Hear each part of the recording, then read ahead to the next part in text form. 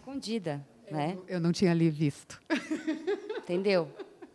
Vereadora, a senhora ocupou o espaço para falar sobre o mês de abril, que é o mês laranja, mês dedicado à causa animal, a tantos trabalhos realizados pelas ONGs e pessoas que realizam esse trabalho tão bonito, né, que é resgatar animais que vivem em maus tratos. Vamos falar um pouquinho mais sobre isso, por favor.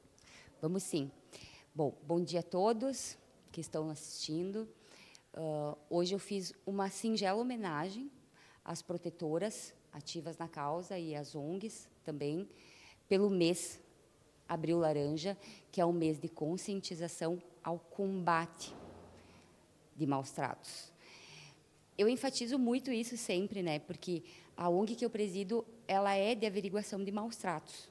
Então, eu não tenho como falar sobre coisas muito diferentes disso. Mas esse mês eu vou procurar enfatizar muito nessa questão de conscientização, porque todos os dias, não só eu, como todas essas pessoas da causa, elas têm uma batalha diuturnamente, né, em busca de conscientizar, educar as pessoas, os tutores dos animais e os agressores também, para que a gente tenha novas práticas saudáveis para o bem-estar dos animais.